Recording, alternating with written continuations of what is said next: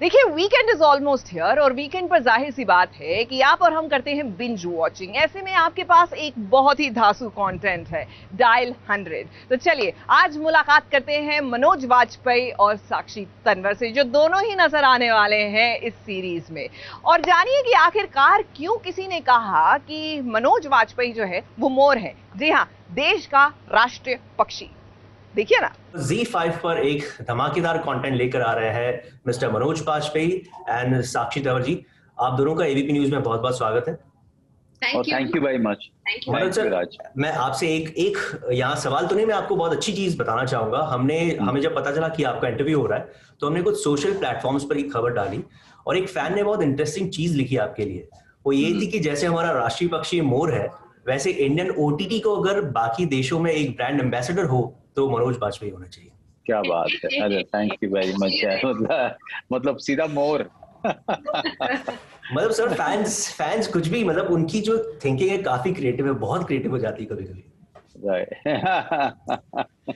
तो इसी बात पे ये पूछना चाहूंगा सर, बैक टू बैक ये जो तीसरा कंटेंट है, इसमें कहीं ना कहीं आप देश की जो सुरक्षा करने वाले जवान हैं उनसे जुड़े हुए आपका तीसरा कंटेंट है इस साल में।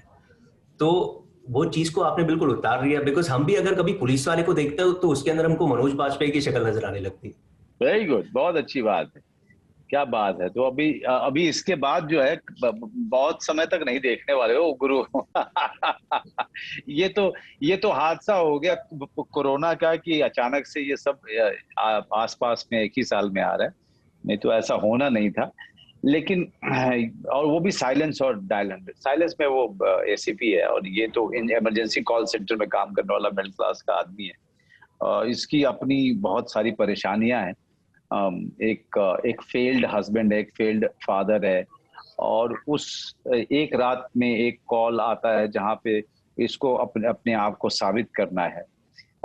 तो ये बिल्कुल अलग है। जैसा मैं हमेशा कहता हूं कि मैं वर्दी का अभिनय नहीं करता, मैं आदमी का चरित्र का अभिनय, चरित्र को निभाता हूं। मेरे लिए इंटरेस्टिंग वो चरित्र होता है जिसने वो वर्दी पहनी हुई है, वो सबसे ज्यादा जरूरी है। तो मेरा फोकस वो होता है, वो आदमी होता है, वो चरित्र होता है।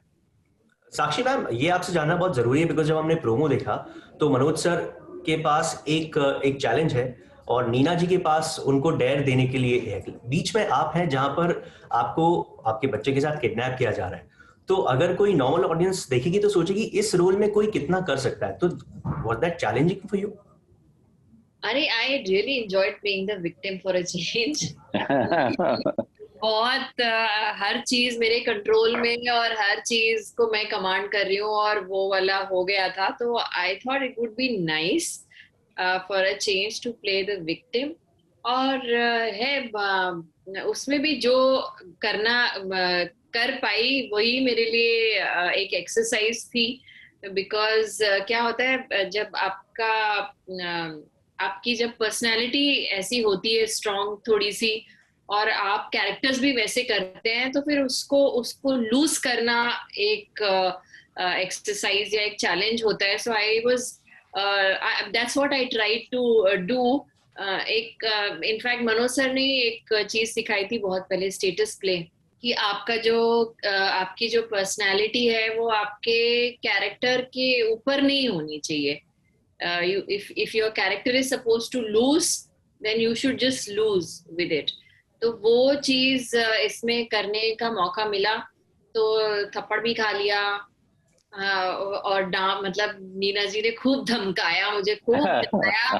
तो मैं खूब डरी हुई, डर के खूब रोई भी, खूब मजे किए, बहुत मजा आया। बिकॉज इतना प्रोएक्टिव नहीं था character, it was on the receiving end और मजा आया, बहुत मजा आया। और एक्चुअली नीना मैम को तो आप ऑब्वियसली मुझसे ज्यादा जानते होंगे। जहां तक मैंने देखा है, कैमरा बंद होते ही वो हंसी मजाक, उनके कैरेक्टर पे ये जो खूंखार टाइप के कैरेक्टर्स है ना, वो देखने में बड़ा अजीब लगता है।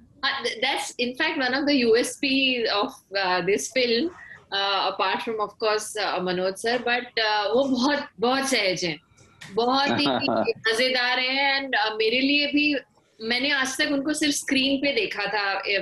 मैं 21 साल हो गए मुझे मुंबई में, लेकिन उनसे मिलने का कभी मौका ही नहीं मिला। जब मैं शुरू में आई थी तो सांस हम लोग देखते थे दिल्ली में उनका शो, और मेरी बड़ी इच्छा थी कि उनके साथ कुछ काम कर पाऊं, तो मैं उनके ऑफिस में मिलने गई थी, पर मैं उनसे नहीं मिल पाई थी। तो उसके बाद मुझे 21 साल बाद मैंने उनके साथ काम किया, तो I had an image of hers. I have utmost respect for her as an actor, as a person.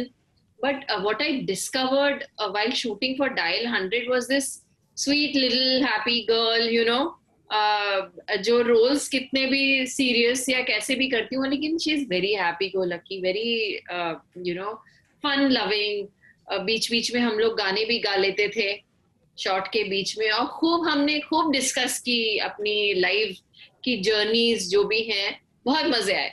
And मैंने कहीं पढ़ा था Manoj sir was your first director. ये ना मैंने बात एकदम कर दी है, एकदम फैला दी है हर जगह। Yes, he was, because जब कॉलेज में थी मैं, तो हम लोगों का एक पब्लिक प्ले होना था हिंदी ड्रामेटिक सोसाइटी का, और उस प्ले को उसकी वर्कशॉप करने के लिए और सब कुछ करने के लिए मनोज सर को बुलाया था। सर उन दिनों दिल्ली में एक बहुत धमाल का प्ले करते थे, नेटुआ, एंड मतलब he was known as that single man जो पूरा थिएटर को एकदम बांध के रख लेता है। तो हम लोगों के लिए बहुत बड़ी बात थी कि Manoj sir is coming and directing us. तो he did a play for our college called Madam, जिसमें I was lucky enough to portray the main character also, and उन्हीं की सिखाई हुई चीजों को पकड़ के चल दी हूँ, तो पहुंच गई हूँ यहाँ तक। एंड मनोज सर, एक चीज मैं आपसे शेयर करना चाहूंगा। आई वेंट टू कारगिल कुछ दिनों पहले। वहां पर एक जवान के फोन में मैंने आपका स्क्रीन सेवर देखा था, और कोइंसिडेंटली क्योंकि हम लोग कुछ शूट कर रहे थे तो मुझे बात करने का मौका मिला उनसे। तो मैंने बोला यार क्या बात है मनोज सर की, तो यार ये इनसे एक बार मिल लूं ना तो लगे कि मैंने कुछ ये इस वर्दी की और फीलिंग और तकड़ी हो जाएगी। तो नॉर्मल लोग ही नहीं, जो वाकई में जो जवान है देश के, वो आपके कैरेक्टर्स के और भी फैंस होते जा रहे हैं।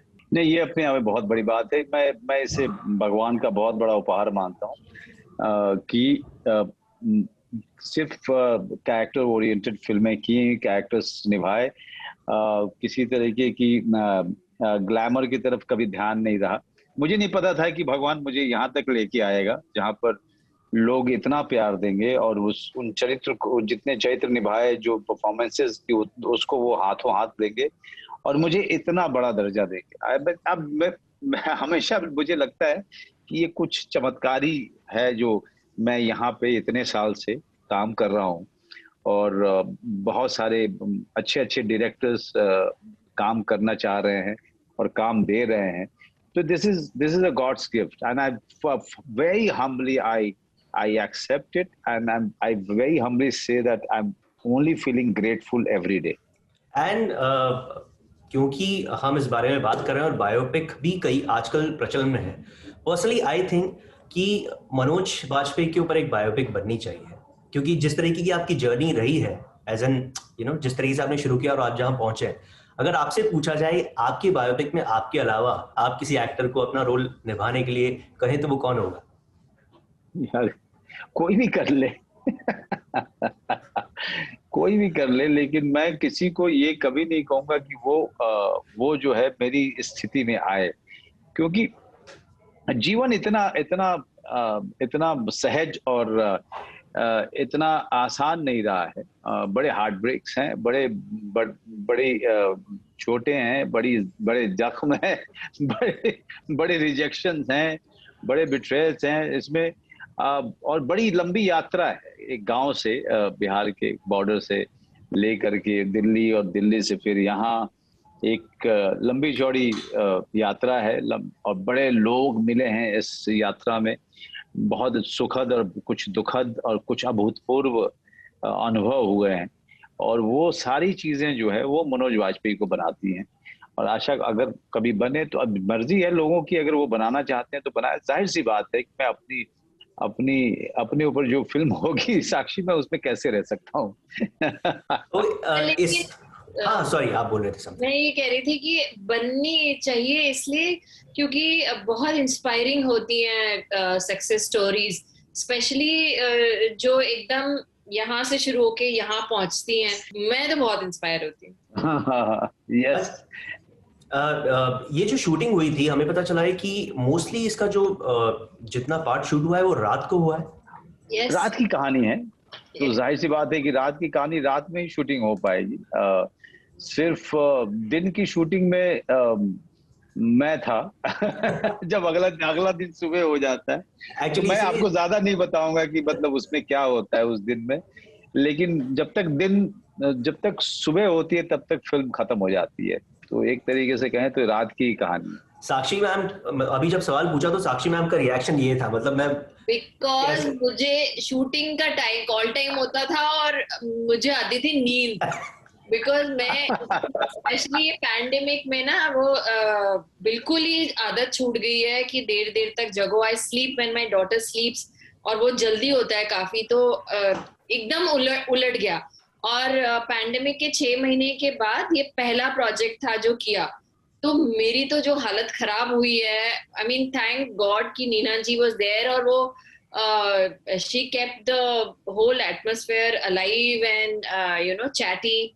अदरवाइज मुझे तो इतनी नींद आती थी और मुझे इतने एक्टिवली कुछ करना भी नहीं था, रोना था, गाड़ी में बैठी हुई थी, तो मुझे ऐसे मन करता था कि बस मैं सो जाऊं। भाई किडनैप कर लिया तो ले जाओ जहां ले जाना। इसके पहले कभी आपने साक्षी मैम का काम देखा था? अरे बिल्कुल, मैं काफी फॉलो करता रहा हूँ। साक्षी नहीं जानते क्योंकि ये मेरी मैंने डायरेक्ट किया था तो ये मेरी एक्टर थी और ये लीड रोल इन्होंने किया था, और तब से मैं जानता था कि ये बहुत ही उम्दा अभिनेत्री है। तो जाहिर सी बात है कि एक व्यक्तिगत तौर पे लगाव होता है आपका उस अभिनेता के साथ में जिसने आपके अपने निर्देशित काम में उसने लीड रोल किया हो, जिसमें आपका विश्वास रहा हो। तो मैंने बहुत ही क्लोजली इनको ऑब्जर्व किया है, देखा है।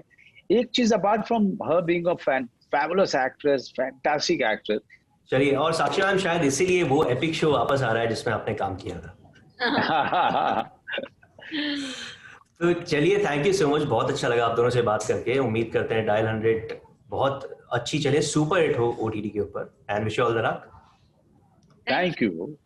डायल 100 ZEE5 पे 6 अगस्त को जरूर देखिएगा। सर, इसलिए मैं आपका फैन हूँ। एक्टिंग तो है ही, लेकिन ये जो अंदाज है ना इंटरव्यू का, I swear one of the best interviews I get when I do it. Thank you.